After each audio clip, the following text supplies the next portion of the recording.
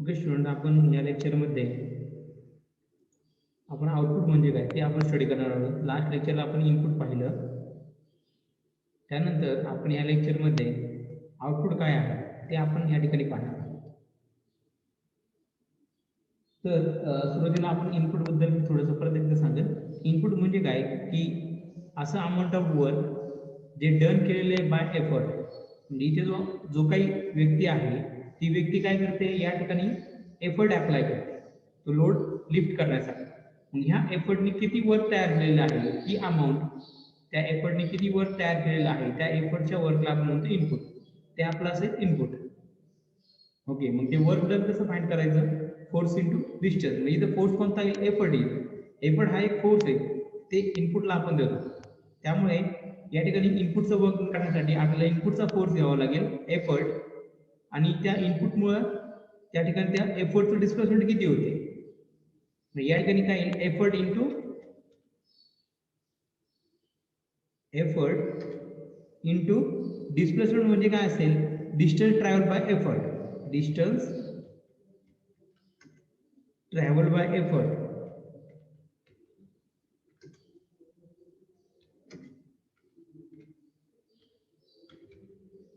हे झालं work done by effort. त्या वर्क डनने किती एफर्ट तयार केलेले हे आपण यावरून फाइंड करू शकतो.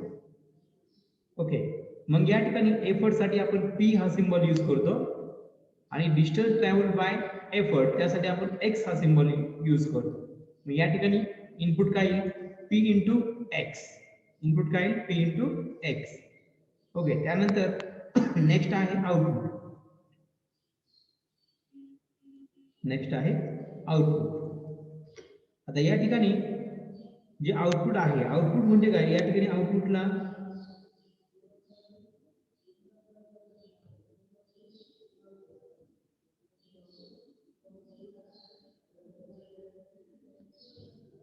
ओके, आउटपुटला या ठिकाणी आउटपुटला हा लोड उचलला जाणार आहे. म्हणजे हा लोड उचलण्यासाठी जे काही वर्क लागणार ते झालं आपलं आउटपुट. समजलंय? म्हणजे आउटपुट म्हणजे काय? It is amount of work done by a load. म्हणजे हा लोड उचलण्यासाठी जे काही वर्क डन त्या ठिकाणी आपल्याला आवश्यक आहे ते असेल आपलं आउटपुट. म्हणजे ते आपलं आउटपुट मिळते. आउटपुट काय मिळते? इथं तुम्ही एफर्टला अप्लाय केल्यामुळे त्या ठिकाणी इनपुटला जे काही वर्क डन करताय त्या वर्क डनमुळे त्या ठिकाणी या ठिकाणी आउटपुटला त्या ठिकाणी तो लोड वरती उचलला जातोय. म्हणजे लोड उचलण्यासाठी त्या ठिकाणी काहीतरी वर्क डन या इनपुटमुळे ते घडतंय. समजतंय? म्हणजे हे वर्क डन जे लोड वरती घडणार आहे, या ठिकाणी वर्क डन बाय लोड. या ठिकाणी वर्क डन जे लोड वरती होईल किंवा लोड उचलण्यासाठी जे काही वर्क डन इथे होईल, मग ते असेल आपलं आउटपुट. समजतंय? म्हणजे amount of work done by load. या ठिकाणी लोड जे काही वर्क डन तयार करेल ते, समजतंय? म्हणजे वर्क डन काय लागणार आहे आपल्याला ते लोड उचलण्यासाठी, ते वर्क डन म्हणजे काय असेल? आउटपुट. समजलं? आउटपुट म्हणजे काय?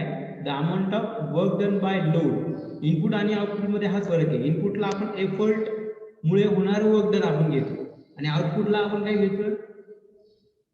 आउटपुटला आपण घेतो amount of work done by load. त्या लोडने किती वर्क डन तयार केलं हे असतं आपलं आउटपुट. समजतं? इनपुटला एफर्टचं वर्क डन घ्यायचं, आउटपुटला लोडचं वर्क डन घ्यायचं. हा फरक आहे, हे लक्षात ठेवा. म्हणजे आउटपुट काय असेल? The amount of work done by a load. Input असेल amount of work done by effort. समजतंय? आउटपुट तुम्हाला समजलं आता आउटपुट म्हणजे काय? Amount of work done by load is called as output. म्हणजे आउटपुट आपण कसं काढतो? आउटपुट म्हणजे वर्क डन लोडने तयार केलेलं. म्हणजे वर्क डनचा परत फॉर्म्युला काय आहे? फोर्स इंटू वर्क डनचा काय formula? Work done is equal to work done by, आता आपल्याला लोडनी तयार केलेलं वर्क डन काढायचं. वर्क डन बाय लोड ते म्हणजे काय असेल? आपलं आउटपुट असेल.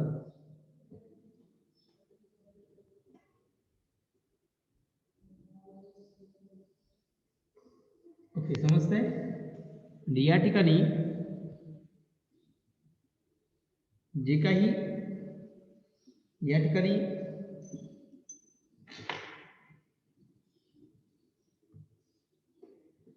जे काही वर्क डन आहे लोडमुळे होणार,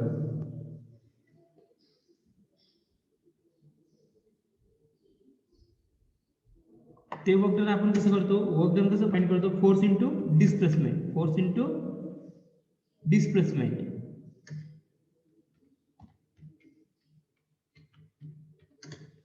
ओके, फोर्स इंटू डिस्प्लेसमेंट हे असतं वर्क डन. आता या ठिकाणी वर्क डन आपण लोडमुळे किती वर्क डन झालं ते काढतोय, म्हणजे या ठिकाणी फोर्स काय येईल, या ठिकाणी फोर्स येईल, फोर्स असणार आहे लोड.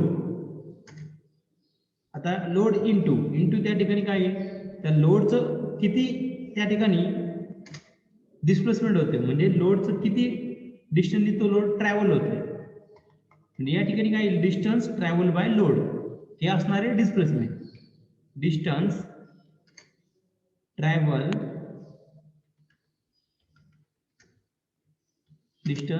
बाय लोड हे असणार आहे डिस्प्लेसमेंट. म्हणजे वर्क डनचा काय येईल formula, work done is equal to force into displacement. Work done is equal to force काय असेल, लोड असेल, आणि डिस्प्लेसमेंट म्हणजे काय, distance travel by a load. समजतंय. मग या ठिकाणी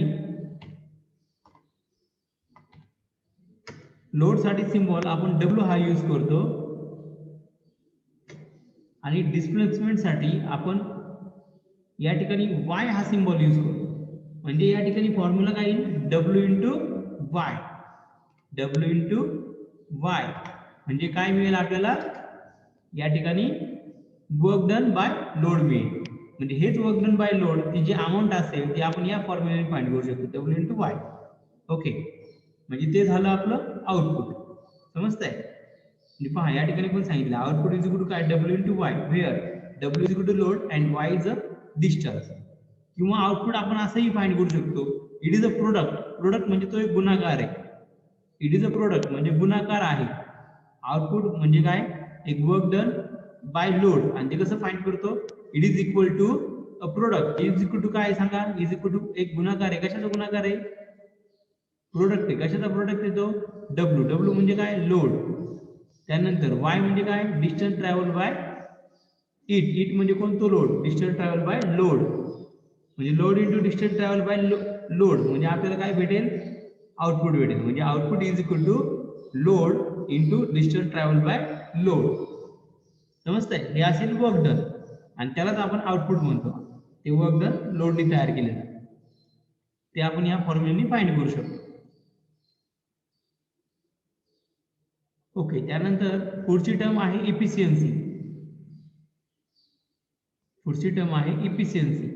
आता इफिशियन्सी म्हणजे काय, एखादी मशीनची इफिशियन्सी आपण कशी फाइंड आउट करतो, तर इफिशियन्सी फाइंड करण्यासाठी या ठिकाणी एक फॉर्म्युला आहे,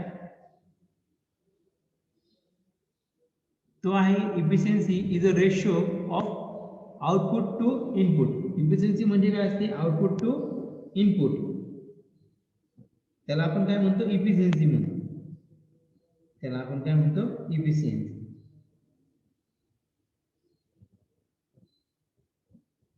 समजतंय. इफिशियन्सी हा एक रेशो आहे आउटपुट टू इनपुट, आणि ही जनरली पर्सेंटेज मध्ये आपण ते एक्सप्रेस करतो. It is express in percentage. म्हणजे आउटपुट टू इनपुट त्याला 100 ने काय करायचं, मल्टिप्लाय करायचं, म्हणजे ती पर्सेंटेज मध्ये निघेल. आणि त्यासाठी आपण या ठिकाणी इटा हा सिम्बॉल त्या ठिकाणी यूज करतो. एक ग्रीक लेटर आहे इटा, ग्रीक लेटर आहे इटा, हा सिम्बॉल त्यासाठी यूज करतो इफिशियन्सी साठी. म्हणजे eta, percentage of eta that is equal to output upon input into 100.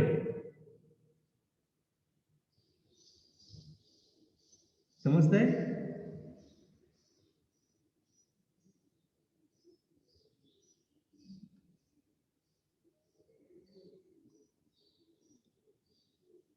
Okay, या ठिकाणी इफिशियन्सी कशी फाइंड करायची, त्याचा फॉर्म्युला या ठिकाणी मी तुम्हाला सांगतोय. इफिशियन्सी इज इक्वल टू काय असेल, आउटपुट अपॉन इनपुट. इफिशियन्सीचा डेफिनेशन जर म्हणायला गेलो तर आपण डेफिनेशन काय म्हणू शकतो, इट इज अ रेशियो, हा एक रेशियो आहे ऑफ आउटपुट टू इनपुट, और it is the ratio of, किंवा असंही आपण त्याची डेफिनेशन लिहू शकतो, the ratio of output to input is called as efficiency of the machine. आणि त्यासाठी आपण सिम्बॉल काय यूज करतो, it is denoted by a Greek letter eta. त्यासाठी आपण ग्रीक लेटर इटा हा सिम्बॉल त्या ठिकाणी यूज करतो. आणि जनरली इफिशियन्सी कशी एक्सप्रेस करतात इन पर्सेंटेज, जनरली ती पर्सेंटेज मध्ये तिला एक्सप्रेस केलेलं असतं. मग या ठिकाणी फॉर्म्युला तुम्हाला दिसतो efficiency is equal to output upon input into 100. आता आउटपुट काय होतं, आउटपुट काय होतं तर या ठिकाणी पहा आउटपुटचा जो फॉर्म्युला आपण आत्ताच पाहिलाय तो फॉर्म्युला काय होता, आउटपुट म्हणजे काय असतं वर्क डन बाय लोड, म्हणजे काय असतं load into distance travel by load. म्हणजे लोड काय आहे W आणि डिस्टन्स किती ट्रॅव्हल केलं लोडनी Y, म्हणजे W इंटू Y म्हणजे काय येईल आपला आउटपुट मिळेल. आणि इनपुट काय होतं वर्क डन बाय एफर्ट, मग एफर्टनी काय वर्क डन केलंय त्याला आपण म्हणतो इनपुट. ओके, एफर्टचं वर्क डन कसं फाइंड करतो आपण, तो effort into distance travel by effort हे झालं, या दोघांचा गुणाकार म्हणजे काय इनपुट येईल, म्हणजे P इंटू एक्स हे झालं इनपुट आणि आउटपुट काय आहे W इंटू वाय. ओके, म्हणजे हे आउटपुट आपण इथे पुटअप केलं, त्यानंतर इनपुट या ठिकाणी आपण टाकलं आणि ह्याला मल्टिप्लाय बाय काय आहे 100. ओके, त्यानंतर इथे मल्टिप्लाय बाय 100 याला जर मी रिअरेंज केलं म्हणजे या ठिकाणी मी रिअरेंज काय करू शकतो W अपॉन P हा चिरस्थानी घेतो आणि हा y ला काय करतो मी खाली घेतो. मग जर y ला मी जर खाली आणला तर या ठिकाणी काय x बाय y होईल, इथे काय होईल x बाय y, हा y ला जर खाली आणला म्हणजे या ठिकाणी काय तयार होतं W by P divided by x by y. तसं या ठिकाणी पहा W by P upon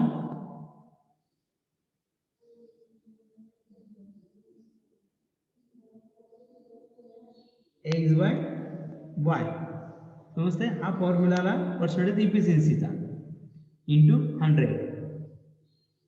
okay, हा झाला फॉर्म्युला इफिशियन्सीचा. आता W म्हणजे काय लोड आणि P म्हणजे काय एफर्ट, पण लोड अपॉन एफर्ट ह्याला आपण काय म्हणतो मेकॅनिकल ऍडव्हान्टेज म्हणतो. काय म्हणजे त्याला आपण M.A म्हणजे मेकॅनिकल ऍडव्हान्टेज. परत एकदा पहा मेकॅनिकल ऍडव्हान्टेजची डेफिनेशन काय होती ती, mechanical advantage it is a ratio of load to effort, म्हणजे लोड अपॉन एफर्ट म्हणजे काय मेकॅनिकल इफिशियन्सी. पहा ऍडव्हान्टेज, मेकॅनिकल ऍडव्हान्टेज पहा मेकॅनिकल ऍडव्हान्टेज याची definition it is defined as the ratio of load lifted to the effort apply. समजतंय, दोघांच्या रेशिओला आपण काय म्हणतो मेकॅनिकल ऍडव्हान्टेज. म्हणजे मेकॅनिकल ऍडव्हान्टेज म्हणजे काय लोड अपॉन एफर्ट म्हणजे W अपॉन P. समजतंय, W अपॉन P म्हणजे या ठिकाणी जो W अपॉन P आलेला आहे त्याच्याऐवजी आपण काय लिहितोय मेकॅनिकल ऍडव्हान्टेज. आता x अपॉन y, x म्हणजे काय distance travel by effort to distance travel by y म्हणजे काय लोड. समजतंय, म्हणजे हा एक रेशिओ आहे distance travel by effort to the distance travel by load. आता ह्या डिस्टन्सच्या रेशिओला आपण सांगितलं होतं ते देखील आपण लास्ट लेक्चरला पाहिलेले आपण व्हेलॉसिटी रेशिओ. पहा या ठिकाणी व्हेलॉसिटी रेशिओ म्हणजे काय, हा एक रेशिओ आहे. कशाचा रेशिओ आहे तो डिस्टन्सचा रेशिओ आहे. पण अगोदर कोणतं डिस्टन्स घेतो सांगा, मी सांगितलं तुम्हाला ट्रिक्स. डी नंतर कोण येतो ई एबीसीडी मध्ये, म्हणजे distance of E, distance of effort आपण वरती घेतो divide by distance of load. म्हणजे या ठिकाणी व्हेलॉसिटी रेशिओ म्हणजे काय distance travel by effort to distance travel by load. Distance travel by effort म्हणजे काय ते y आणि डिस्टन्स ट्रॅव्हल बाय लोड काय डिस्टन्स ट्रॅव्हल बाय एफर्ट हे x आहे आणि डिस्टन्स ट्रॅव्हल बाय लोड हे y. म्हणजे या ठिकाणी व्हेलॉसिटी रेशिओ काय येईल x अपॉन y. समजतंय, म्हणजे x अपॉन y म्हणजे काय असेल व्हेलॉसिटी रेशिओ. मग या ठिकाणी x अपॉन y च्या ऐवजी मी काय लिहितो या ठिकाणी व्हेलॉसिटी रेशिओ लिहितो. समजतंय, म्हणजे इफिशियन्सीचा फॉर्म्युला काय झाला मग efficiency is equal to mechanical advantage upon velocity ratio. समजतंय इंटू 100. ह्याला देखील आपण काय म्हणतो इफिशियन्सी म्हणतो. समजलं, हा झाला इफिशियन्सीचा नवीन फॉर्म्युला तयार. हा फॉर्म्युला पाठ करा efficiency is equal to mechanical advantage upon velocity ratio. किंवा इफिशियन्सी काय असतो आउटपुट अपॉन इनपुट. आउटपुट कसं फाइंड करतो आपण W इंटू वाय, इनपुट कसं फाइंड करतो P इंटू एक्स. ओके, समजलं. मी या ठिकाणी पण सांगितले पहा सिन्स W अपॉन P म्हणजे काय मेकॅनिकल ऍडव्हान्टेज त्यानंतर व्हेलॉसिटी रेशो म्हणजे काय, x अपॉन y. मग त्यामुळे W अपॉन P च्या ऐवजी मी इथे काय लिहिलं, मेकॅनिकल ऍडव्हांटेज लिहिलं, x अपॉन y च्या ऐवजी मी काय लिहिलं, व्हेलॉसिटी रेशो लिहिलं. म्हणजे माझा इफिशियन्सीचा फॉर्म्युला मला मिळेल mechanical advantage upon velocity ratio into 100. समजतंय? आता अजून एक लक्षात ठेवा या ठिकाणी की ही जी इफिशियन्सी असते, ओके, जे ऍक्च्युअल मशीन ज्या ठिकाणी फ्रिक्शन असेल, ज्या ठिकाणी फ्रिक्शन प्रेझेंट असेल ऍक्च्युअल मशीन मध्ये, ओके, मग त्या ऍक्च्युअल मशीन मध्ये जर फ्रिक्शन असेल तर त्या ठिकाणी त्याची इफिशियन्सी कोणत्याही मशीनची ही आपल्याला किती भेटते, इट इज लेस दॅन 100. ती 100 पेक्षा आपल्याला कमीच भेटते इफिशियन्सी. का ती कमी मिळते? Because of friction. त्या मशीन मध्ये फ्रिक्शन असतो, त्या प्रत्येक मशीन मध्ये जवळ फ्रिक्शन हा काही ना काही प्रमाणात आहेच. त्यामुळे त्या ठिकाणी इफिशियन्सी आपल्याला प्रत्येक कोणतीही ऍक्च्युअल मशीन असेल जी ऍक्च्युअल मध्ये आहे त्या ऍक्च्युअल मशीनची इफिशियन्सी आपल्याला त्या ठिकाणी 100 पेक्षा कमी भेटेल, इट इज लेस दॅन 100. का तसं होतं? कारण की त्या ठिकाणी फ्रिक्शन असल्यामुळे आपल्याला इनपुट हे जास्त द्यावं लागतं, म्हणजे इनपुट हे जास्त असतं दॅन आउटपुट. समजतंय? किंवा आपण असं म्हणू शकतो आउटपुट हे कमी आहे आणि इनपुट जास्त आहे. इनपुट जास्त द्यावं लागतं म्हणजे इनपुट जास्त आहे आणि आपल्याला आउटपुट कमी आहे, म्हणजे आपण असं म्हणू शकतो आउटपुट हे काय आहे, इनपुट पेक्षा कमी असतं, म्हणजे output is less than input. या ठिकाणी आउटपुट काय असतं, लेस दॅन असतं इनपुट पेक्षा. समजतंय? आउटपुट काय असतं, लेस दॅन इनपुट. त्यामुळे आपल्याला इफिशियन्सी काय भेटते, 100 पेक्षा कमी भेटते.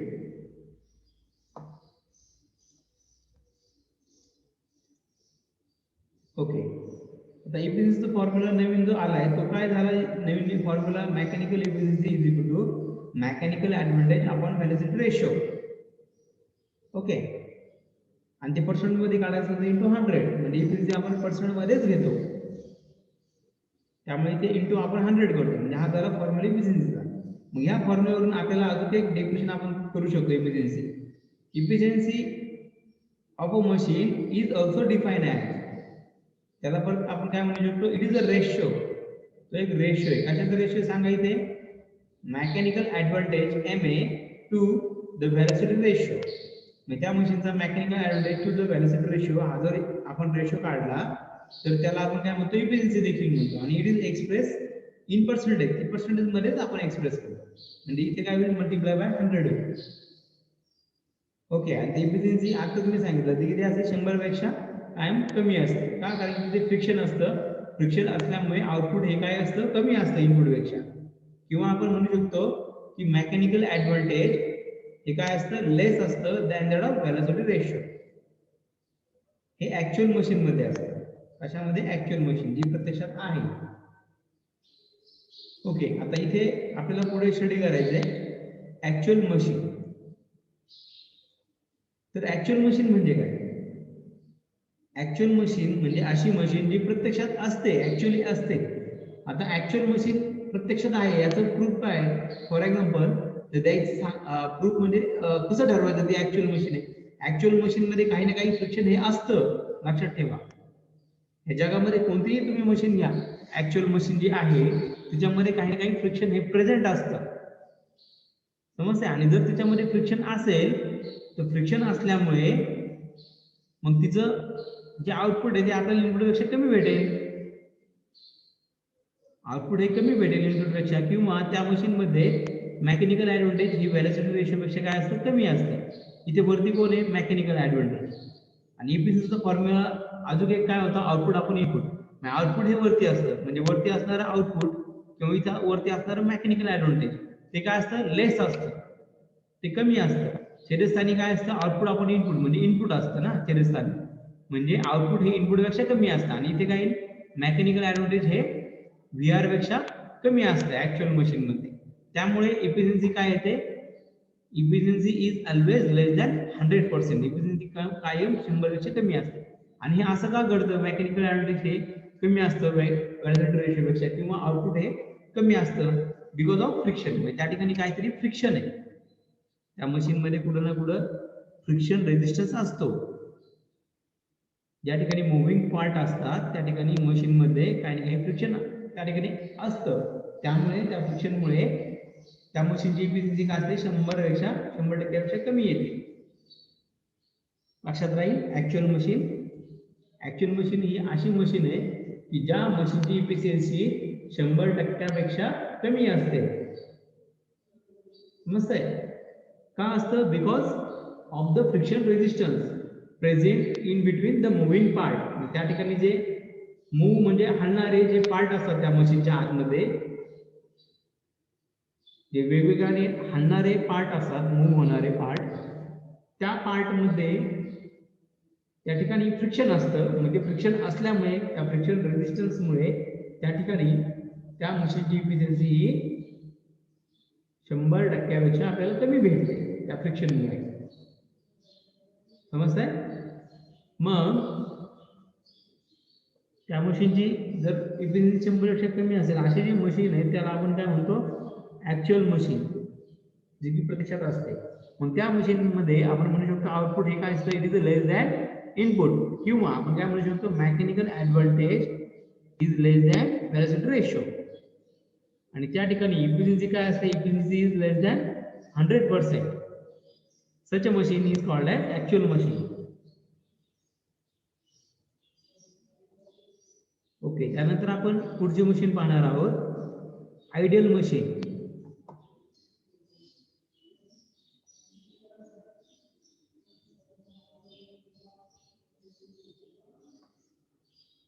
ओके, सांगा आता आयडियल मशीन म्हणजे कोणती मशीन? आयडियल मशीन म्हणजे अशी मशीन की ज्या ठिकाणी फ्रिक्शन हा अब्सेंट असतो. समजतंय? Friction is totally absent. Friction is totally absent म्हणजे थोड्याफार प्रमाणात सुद्धा त्या ठिकाणी फ्रिक्शन नसेल, म्हणजे फ्रिक्शन हा 0 असेल, फ्रिक्शन रेजिस्टन्स हा 0 असेल, मग त्या मशीनला आपण काय म्हणतो? Ideal machine.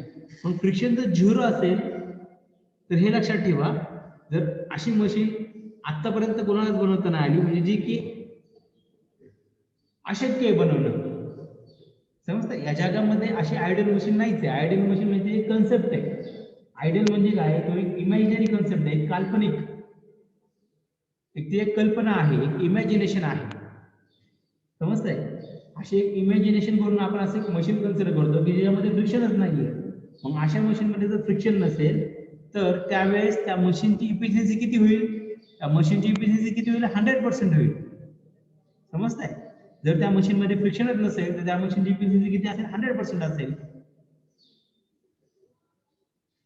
अशी जी मशीन आहे त्याला आपण काय म्हणतो? आयडियल मशीन म्हणतो. त्याला आपण काय म्हणतो? आयडियल मशीन म्हणतो. समजलं आयडियल मशीन म्हणजे काय? Ideal machine is a machine whose efficiency is 100%. Ideal machine ही अशी मशीन आहे जिची इफिशियन्सी 100% आहे. ओके, आणि त्या मशीनमध्ये इन विच त्या ठिकाणी का 100% आली efficiency? Because in which there is no friction. त्या ठिकाणी फ्रिक्शन नाही, किंवा देर इज नो फ्रिक्शन और there is or their friction is absent. Friction is totally absent. कारण की तिथे फ्रिक्शन काय आहे? त्या मशीनच्या आतमध्ये जो फ्रिक्शन हा absent आहे. त्या ठिकाणी फ्रिक्शन नाही, त्या ठिकाणी फ्रिक्शन हा 0 असतो. फ्रिक्शन रेजिस्टन्स काय असतो? 0 असतो.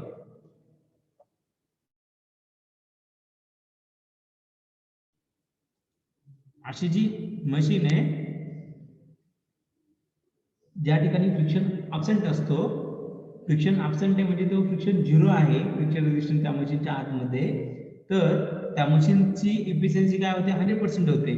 अशी जी मशीन आहे त्याला आपण म्हणतो आयडियल मशीन. आयडियल म्हणजे ती काल्पनिक मशीन आहे, ती प्रत्यक्षात अस्तित्वात नसते. ओके, मग आपण काय म्हणू शकतो? For ideal machine efficiency is equal to 100%. आणि त्या आयडियल मशीन मध्ये इफिशियन्सी 100% कधी येईल? पहा, जो इफिशियन्सीचा जो फॉर्म्युला आहे तो फॉर्म्युला काय होता आपला? Mechanical advantage upon velocity ratio. म्हणजे जर या ठिकाणी मेकॅनिकल ऍडव्हान्टेज आणि व्हेलॉसिटी रेशो तर दोन्ही सारखेच असतील. सपोज या ठिकाणी मेकॅनिकल ऍडव्हान्टेज आणि व्हेलॉसिटी रेशो हे जर दोन्ही सारखेच आले, दोन्ही इक्वल असतील, म्हणजे mechanical advantage is equal to velocity ratio दोन्ही जर इक्वल आले, तर सपोज मेकॅनिकल ऍडव्हान्टेज 10 आहे, व्हेलॉसिटी रेशो पण 10 आहे, 10/10 म्हणजे किती झाला 10/10 म्हणजे एकमेकांना कॅन्सल करतील, म्हणजे मेकॅनिकल ऍडव्हान्टेज व्हेलॉसिटी रेशो सारखेच म्हणजे कॅन्सल होतील, म्हणजे खाली काय राहिला फक्त इफिशियन्सी इज इक्वल टू 100%. समजता इफिशियन्सी 100% कधी येईल जर मेकॅनिकल ऍडव्हान्टेज आणि व्हेलॉसिटी रेशो सेम असेल.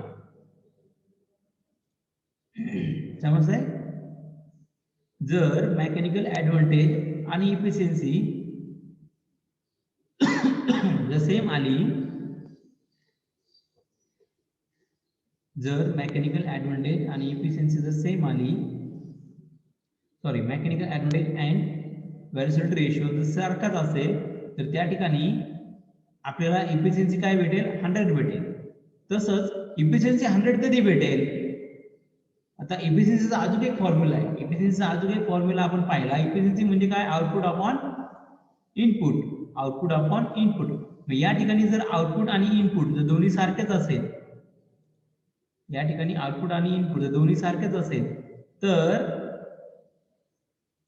या ठिकाणी हा आउटपुट आणि इनपुट जर दोन्ही इक्वल असतील, output is equal to input, तर ही परत काय होईल या ठिकाणी कॅन्सल होईल. मग हे कॅन्सल झाल्यावर इफिशियन्सी किती 100% येईल. समजते? मग इफिशियन्सी किती 100% येईल. समजते? म्हणजे इफिशियन्सी 100% येण्यासाठी दोन गोष्टी महत्वाच्या आहेत. एक काय, आउटपुट आणि इनपुट काय असतं सेम असतं. Output is equal to input, output is equal to input,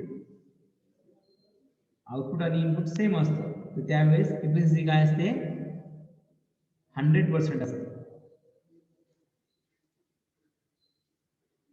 okay, म्हणजे काय म्हणतो आपण आयडियल मशीन साठी, ideal machine for which efficiency is equal to 100%, hence mechanical advantage is equal to velocity ratio. Mechanical advantage is equal to काय असतो त्या ठिकाणी velocity ratio असतो. ओके, आता ह्या आयडियल मशीनच्या कॅरेक्टरिस्टिक बऱ्याचदा विचारल्या गेलेल्या आहेत. State the characteristic of ideal machine. म्हणजे आयडियल मशीनचे कॅरेक्टरिस्टिक कोणते असतील? पहिलं, आयडियल मशीनची इफिशियन्सी किती असते 100% असते. का ती 100% असते? Because friction is totally absent और झिरो, फ्रिक्शन त्या ठिकाणी टोटली ॲब्सेंट आहे किंवा फ्रिक्शन झिरो, ही झाली त्याची सेकंड कॅरेक्टरिस्टिक. त्यानंतर थर्ड कॅरेक्टरिस्टिक काय असेल? थर्ड कॅरेक्टरिस्टिक असेल म्हणजे इफिशियन्सी 100% कधी येईल जर मेकॅनिकल ऍडव्हान्टेज आणि व्हेलॉसिटी रेशो सारखा असेल, म्हणजे mechanical advantage is equal to velocity ratio. असं ज्या मशीनसाठी असेल त्याला आपण म्हणतो आयडियल मशीन. हे कॅरेक्टरिस्टिक झाली. तसंच आपण काय म्हणू शकतो, एखाद्या मशीनला आयडियल मशीन कधी म्हणायचं जर त्या आयडियल मशीनसाठी इनपुट आणि आउटपुट सेम असेल तर त्या मशीनला आयडियल मशीन म्हणू शकतो. आता इनपुट आणि आउटपुट सेम आहे, mechanical advantage velocity ratio same आहे, अशा वेळेस इफिशियन्सी काय येते 100% येते. समजतंय? आणि इफिशियन्सी का 100% येते कारण त्या ठिकाणी फ्रिक्शन ॲब्सेंट आहे, म्हणजे अशी जी मशीन आहे त्याला आपण म्हणतो आयडियल मशीन.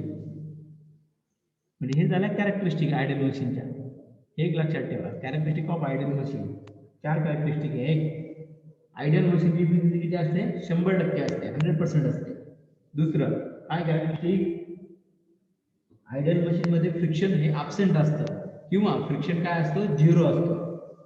तिसरी कॅरेक्टरिस्टिक काय, तिसरी कॅरेक्टरिस्टिक इफिशियन्सी 100% कधी येईल जर mechanical advantage is equal to velocity ratio असेल तर इफिशियन्सी 100% येईल. इफिशियन्सी 100% आली म्हणजे काय झालं, ती झाली आयडियल मशीन. त्यानंतर इफिशियन्सी 100% कधी येईल जर आउटपुट आणि इनपुट सेम असेल, म्हणजे अजून एक कॅरेक्टरिस्टिक आपण लिहू शकतो, output is equal to input for an ideal machine. Okay, ह्या होत्या कॅरेक्टरिस्टिक ऑफ आयडियल मशीन.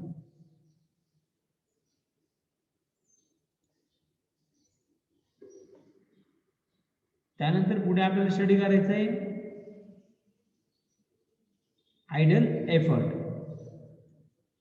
तर आयडियल एफर्ट म्हणजे काय? आयडियल एफर्ट म्हणजे काय? आयडियल एफर्ट त्यासाठी सिम्बॉल आपण एफर्ट साठी सिम्बॉल काय यूज करतो, तर एफर्ट साठी आपण पी हा सिम्बॉल यूज करतो. बरोबर, एफर्ट साठी आपण पी हा सिम्बॉल त्या ठिकाणी यूज करतो. मग आयडियल एफर्ट साठी आपण काय यूज करायचा, इथे आय हा पॉईंट दिला आहे या ठिकाणी, समजतंय. P I, I for ideal, P for effort. म्हणजे या ठिकाणी आयडल एफर्ट साठी आपण सिम्बॉल यूज करू शकतो पी आय, समजतंय. I for ideal, P for effort. म्हणजे हा काय झाला सिम्बॉल आयडल एफर्ट साठी पी आय हा सिम्बॉल झाला. ओके, आता आयडल एफर्ट म्हणजे काय, सोपं आहे. आता एखादी आयडल, आयडल म्हणजे काय म्हणतो आपण, आयडल मशीन कधी म्हणलं आपण, जर त्या ठिकाणी फ्रिक्शन ॲब्सेंट आहे. त्या ठिकाणी काय ॲब्सेंट आहे, फ्रिक्शन काय त्या ठिकाणी टोटली ॲब्सेंट आहे किंवा झिरो आहे. सेम जर एफर्ट किती लागतो, effort is required to lift the load when there is no friction. मग जर त्यावेळेस फ्रिक्शन नसेल एफर्ट उतरताना, तर अशा वेळेस आपण जो एफर्ट लावतो त्याला आपण म्हणतो आयडल एफर्ट. त्याला आपण काय म्हणतो, आयडल एफर्ट. जर फ्रिक्शन ॲब्सेंट असेल आणि फ्रिक्शन ॲब्सेंट असताना आपण एफर्ट किती लावतो to lift the load when there is no friction, then such a effort is called as ideal effort. समजलं आयडल एफर्ट काय आहे तो, लक्षात राहील. आयडल एफर्टची definition, ideal effort is a effort which is required to lift the load. Ideal effort म्हणजे हा एक फोर्स असतो एक प्रकारचा की जो आपण कशासाठी वापरतो, लोड लिफ्ट करण्यासाठी वापरतो. परंतु जर त्या ठिकाणी लोड लिफ्ट करत असताना जर फ्रिक्शन त्या ठिकाणी ॲब्सेंट असेल तर त्यावेळेस आपण त्याला म्हणतो आयडल एफर्ट. त्यावेळेस आपण त्याला काय म्हणतो, आयडल एफर्ट म्हणतो. ओके, समजतंय.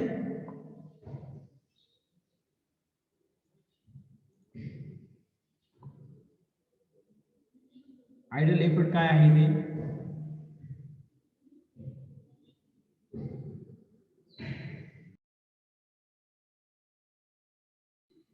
ओके. या ठिकाणी आयडल एफर्ट साठी मग आयडल एफर्ट आपण कसं फाइंड करतो, आयडल एफर्ट पी आय हा एक रेशो आहे. कशाचा रेशो आहे, लोड. आयडल एफर्ट घ्यायचा आहे, आयडल एफर्टच्या फॉर्म्युल्यामध्ये काय, load upon velocity ratio, load upon velocity ratio. या दोघांचा रेशो म्हणजे काय येईल, आयडल एफर्ट. या ठिकाणी पी आय म्हणजे काय, आयडल एफर्ट. डब्ल्यू म्हणजे लोड जो आपल्याला लिफ्ट करायचा आहे तो असेल लोड डब्ल्यू, आणि त्या लोडला जर व्हेलॉसिटी रेशोने डिवाइड केलं, लोड अपॉन व्हेलॉसिटी रेशो, तर आपल्याला काय मिळतो, आयडल एफर्ट मिळतो. ओके, समजतंय. त्यानंतर पुढची डेफिनेशन आहे आयडल लोड. आता आयडल लोड म्हणजे काय, आयडल लोड त्यासाठी सिम्बॉल आहे W I, I for ideal, W for load which is to be lift, जो लोड आपल्याला लिफ्ट करायचा आहे. तर कन्सिडर करा, लोड जो आपल्याला लिफ्ट करायचा आहे by using a effort when there is no friction. जर अशा मशीनमध्ये फ्रिक्शनच नसेल आणि त्यावेळेस आपल्याला तो लोड जर आपल्याला वरतून लिफ्ट करायचा आहे आणि कशाच्या साहाय्याने, ऍक्च्युअल एफर्टच्या साहाय्याने, जो ऍक्च्युअल एफर्ट आहे, समजतंय, जो ऍक्च्युअल त्या ठिकाणी एफर्ट आहे पी. या ठिकाणी ऍक्च्युअल एफर्ट घेतलाय आपण, समजतंय, आयडियल एफर्ट नाही घेतला, ऍक्च्युअल एफर्ट पी. पी घेतलाय, पी आय घेतलेला नाही, हे लक्षात ठेवा, समजतंय. ओके, आयडियल लोड म्हणजे काय, डब्ल्यू आय म्हणजे ideal load. It is defined as load to be lifted by using the actual effort when there is no friction. ज्यावेळेस त्या ठिकाणी फ्रिक्शन नसेल त्यावेळेस आपण जो लोड वरती लिफ्ट करतोय त्या लोडला आपण काय म्हणायचं, आयडियल लोड म्हणायचं. मग हा आयडियल लोड कसा फाइंड आउट करायचा, तर आयडियल लोड साठी फाइंड करण्यासाठी आपण आयडियल लोड घेतो. Ideal load is equal to effort into velocity ratio. जो एफर्ट आहे, ऍक्च्युअल एफर्ट जो आहे पी, त्याला मल्टिप्लाय करायचं व्हेलॉसिटी रेशोने. ऍक्च्युअल एफर्ट जो आहे पी त्याला मल्टिप्लाय करायचं व्हेलॉसिटी रेशोने, समजतंय. हा आयडियल एफर्ट नाही, पी आय नाही, तो काय पी आहे. पी म्हणजे ऍक्च्युअल जो एफर्ट आहे तो, actual effort P into velocity ratio, या दोघांचा प्रोडक्ट म्हणजे काही आयडियल लोड आहे. ओके, समजलं. त्यानंतर लिव्हर आर्म. लिव्हर आर्म म्हणजे काय, लिव्हर आर्म एखादा रिजिड बार आहे, एखादा मोठा असा रिजिड बार आहे, त्याचं डायमेन्शन किंवा त्याच्यावरती किती फोर्स लावले तरी त्याचं डायमेन्शन चेंज होत नाही, त्याला आपण म्हणतो रिजिड. रिजिड असा जो बार आहे जो मशीनमध्ये प्रोव्हाइड केलेला आहे आणि जो एफर्ट अप्लाय आपण करतो त्या रिजिड बारवरती, त्याला आपण काय म्हणतो, लिव्हर आर्म असे म्हणतो. समजलं?